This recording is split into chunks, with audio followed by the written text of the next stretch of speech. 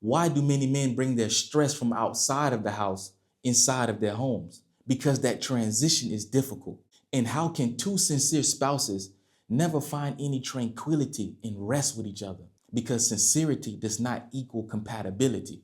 Now, in the past 10 years, I've dealt with a lot of marital issues from myself, from my friends, and from those in the extended community. And what I've learned is that it's not the big things that destroy the marriages. It's the small things that we neglect. So a brother and I decided to sit down and discuss some of the problematic issues that us brothers overlook. And yes, that some of you sisters often overlook as well.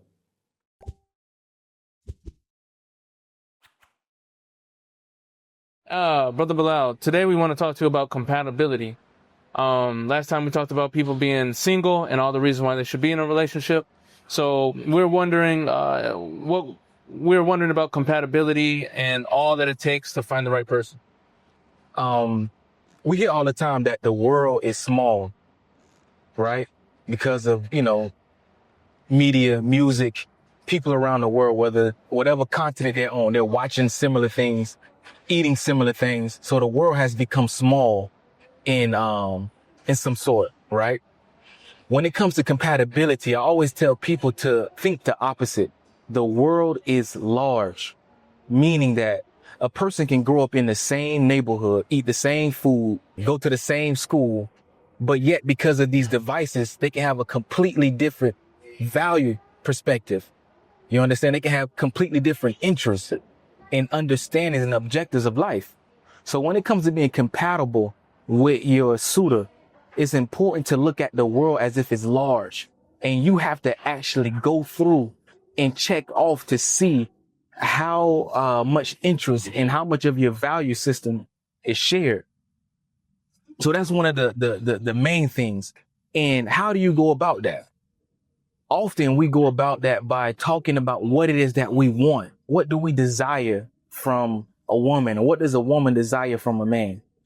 The easiest way to find your shared commonalities is to find what it is that you don't want, what it is that you despise, what it is that you cannot tolerate.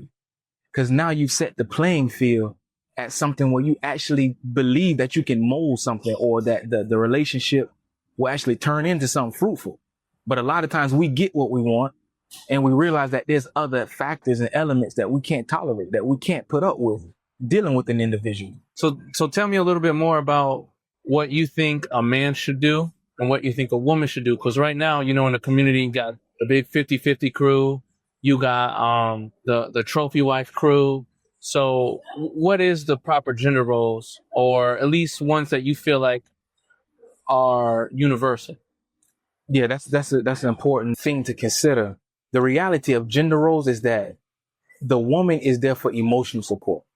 Sometimes we get into actually her expression of emotions and her actual daily tasks, which can be different from place to place.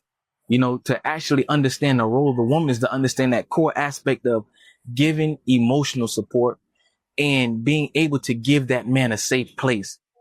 Once a woman is doing that, then her daily task, that's something that's cultural.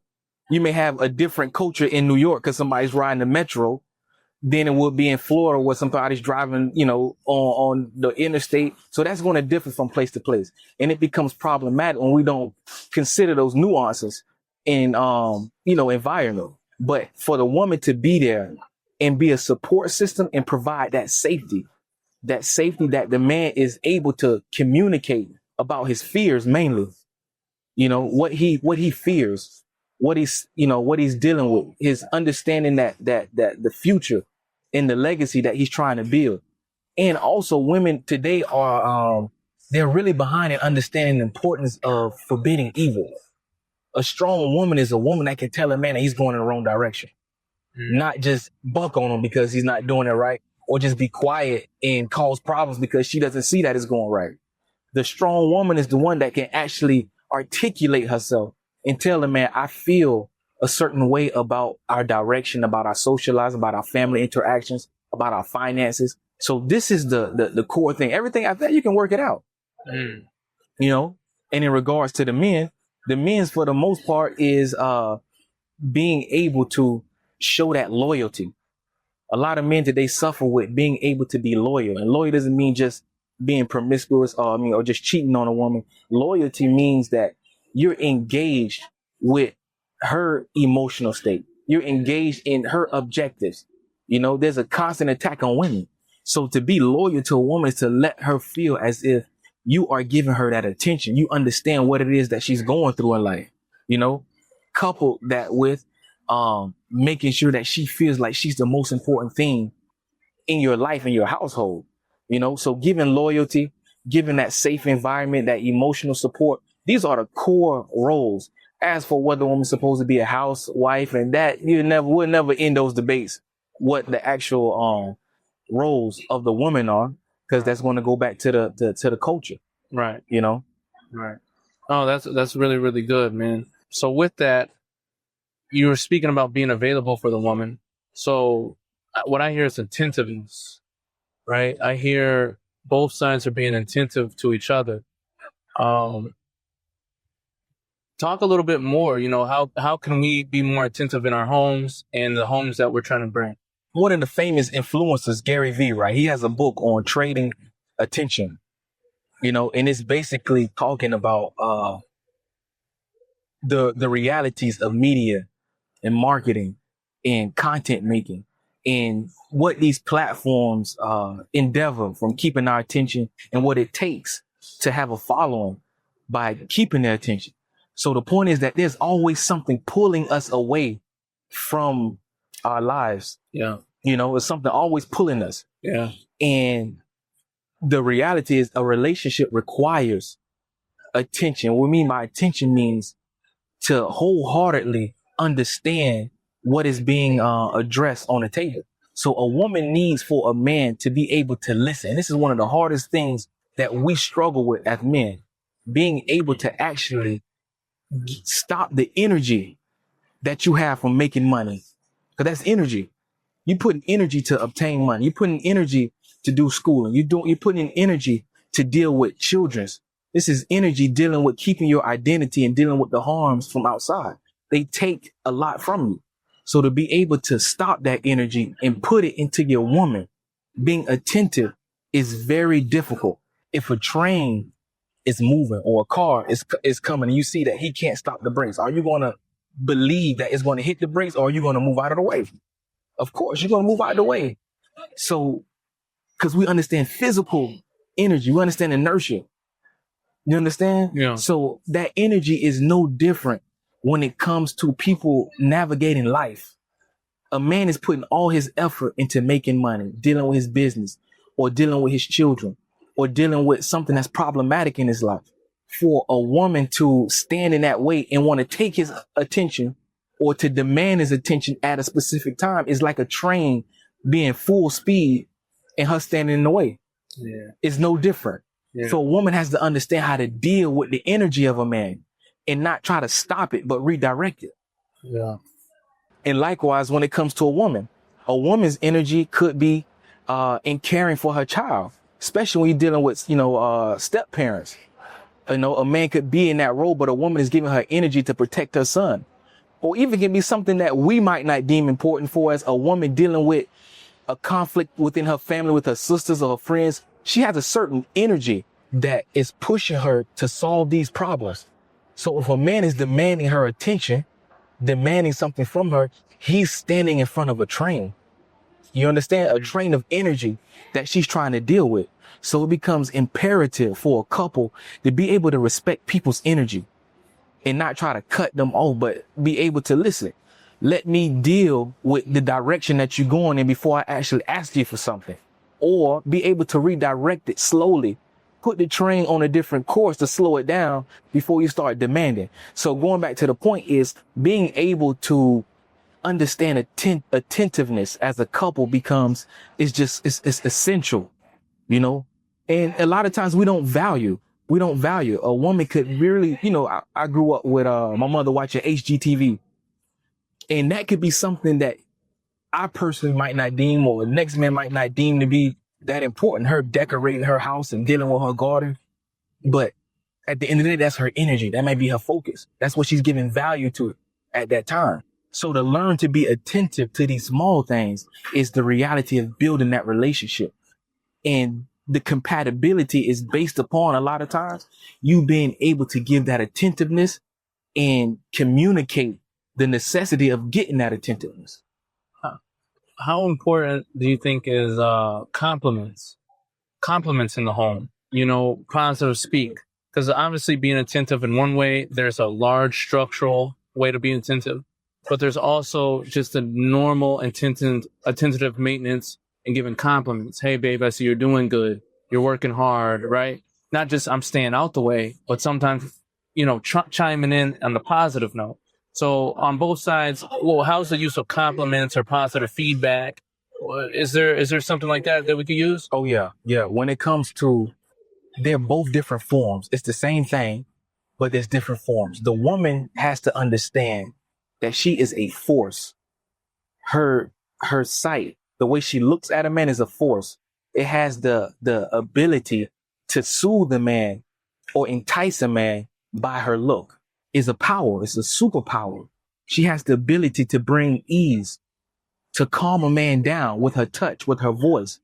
So the woman has to be able to leverage these intentionally, speaking to a man in a way. And it's not so much about compliments. Men don't need compliments like women. That's a shallow man. He's looking to be complimented. Right. A man is looking for the gentleness to reaffirm a man in his mission, to be able to soothe him with her voice, with her touch. That's what the man is looking for. And unfortunately, because of a lot of the energy pushing women, especially music is very detrimental because it's all about increasing that energy. So a woman is not putting the energy into her man. A lot of times she's exerting that energy and singing lyrics and dancing and being engineered in her thoughts by what she's hearing. You know what I'm saying? A woman that's in control of herself can be intentional and, you know, you can hit her with the, what is it called? The Street Fighter. Yeah. To direct that power to a man in a way that it brings some ease, you know? Now, in regards to women, the women need to be complimented. Women have a brain to where they don't care what you say. And it's what I had to learn. It doesn't matter what you say to a woman. As long as you say it with sincerity and you say it with surety, they happy. Oh, that was good. Oh, you look beautiful. It doesn't matter how it sounds. They care about that attention and they care about you showing your concern and giving them yourself. So that's what a lot of us, we have to learn. We think that it's being manly to always being a dominant position. Right. But a part of being manly is showing affection to your child, being able to be intimate with him. A part of being a man is being able to speak to that woman and let her know that she's appreciated for the small things. In order to truly get into a woman's brain, we have to learn to become what we consider to be petty. You know what I mean? For a woman to move the plants from one side of the room to the other side of the room, you'd be like, that was a real smart thing to do. It looks better that way. That's something we don't care about. But it means a lot to a woman. So I call it having the petty man's mind. When you become petty, you become to look at the small things that she do. But in reality, you're showing her a lot of value. You're giving that woman that value that she needs, that nothing that she does is insignificant. You know what I mean? So it's different on both sides, but it's essential to understand them in a relationship. A lot of our marriages fall apart sometimes because the man is working too much. You talking about that train, you know, and he's moving, and he might go 2 or 3 weeks without ever really checking in.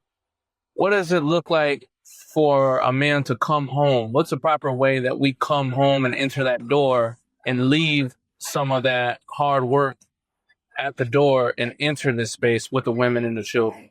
Because this is the preservation of the marriage, or what tears it apart, I would say.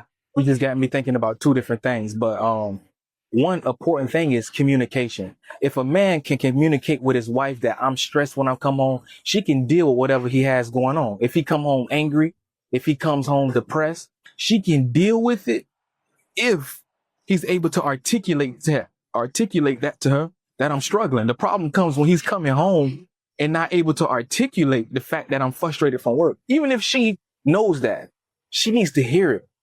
That's establishing that role play. I'm letting you know that we are together. I'm struggling right now and I don't know how to deal with it. If you can articulate that, women 9 times out of 10 gonna put up with your junk. You know what I mean? But it's the problem of you being consistent and not articulating yourself. That's one. Number 2 is you have to understand that everything has a time period. Women can put up and deal with the time period of neglect, of certain levels of oppression. But when a woman starts to feel like, okay, this may become a lifestyle. This is not a time period that you're working with, a time period of stress with your brother, your mother. You know, this is something that looks like it's a norm. I'm gonna have to live like this. This is where the problems come. So if you're able to articulate yourself, that I'm stressed out, and be able to let a woman know this is just a period within our relationship that we're gonna get out of, I'm gonna get out of. A woman can work through that. She can deal with it. But a lot of times we just leave the situation vague and ambiguous, and you leave the woman to herself. She don't know what to think. Is this my lifestyle? Are you is this your character? Are you always like this? Is this always going to be my life? Is this always going to be our relationship? Is this our communication? No, I can't deal with this. So she's going to buck, or she's going to buck emotionally, or she's going to buck the jack and leave. So this is why these are the 2 main things when it's talking about coming home, being able to express yourself. Now, as for the woman, every couple needs to be able to paint ideals. A man needs to know how he's going to come home consistently and be greeted. Even if he said, I'm going to go home and I'm going to sit in my chair and there's going to be a cup of water there or a cup of tea, something to drink there. That consistency helps a man. You know what I mean?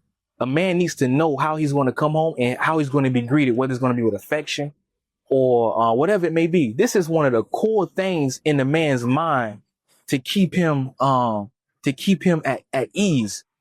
Is coming home to a certain type of situation, and that needs to be expressed. This is what I need at the end of the day. A man coming home to his house and having something that doesn't benefit him from the outside world is detrimental to a relationship, and it ends up backfiring. Unfortunately, the roles have changed. You got some women coming home to a man, he on the couch playing video games. I've dealt with that, extended adolescence, or we say perpetual adolescence. Men being boys or males being boys and not actually having roles of masculine and sustaining their families. But we don't get into that. That's a whole nother group of individuals. I do got one question. I mean, I don't want to get into that, but, we've been programmed specifically, I think, as African Americans, to never appear weak, from the men's side or the women's side. You don't want to look weak. And from intimacy physically to intimacy in conversation, a black man's scared to look weak. But we never really figure out what does weakness look like in the eyes of a woman. And so this paranoia exists in us. Do I look weak? Do I look weak? Do I look weak? Do you know what weakness looks like in the eyes of a woman? Absolutely. Being weak to a woman is not being able to open up, being closed. This is what we just talked about. Yeah. If a man can't open up to a woman, especially if she's real, we're just going to assume that this is a supportive woman. We're not talking about, a promiscuous, scandalous woman. We're talking about, be it that a woman is 100, she's thorough. Yeah. If a man can't open up to her, then she's weak. Secondly, a man is weak, of course, in protection. If a man can't protect a woman, that's weak. Yeah. Or attempt to stand up to protect her. That's a given. We don't really have to go down that path. Being able to talk about his financial issues. That's where a lot of it comes in today, because we know the disparity that we're having with African-American women being in better situations financially than men, and this is where being able to talk through things and communicate comes. A woman's going to always it's no different than us as men. When you see a dude portraying a character that that he doesn't embody, you look at him as flawed, right. That's a weak individual, right. Because you're not being you. Right. So to be authentic to a woman is to be able to say, listen, this is what's going on with me. This is how I feel. And the beautiful thing about women is as long as you exert an effort, you can always paint them a dream and they're happy to be in that dream. Mm-hmm. And this is what a lot of men don't realize, especially our younger men coming up. is that women love to fantasize how their relationship is going to be. They love to fantasize what their future is going to be. So if you're diligent in an area of life and you paint them a dream, they happy to be there because they see you moving, they see you got motion, and you gave them something tangible to look at. They'll defend you against the whole world if you got motion and you gave them a dream. But it comes when you don't have no motion and you ain't gave them a dream. You know? So the weakness comes when you can't communicate. You can't speak up and be the authentic individual that you are. Because if a woman rocking with you, she supports you. She don't care about your situation in your current condition. Her job is to work through it with you. Yeah. Hey, look, we appreciate it. That was great.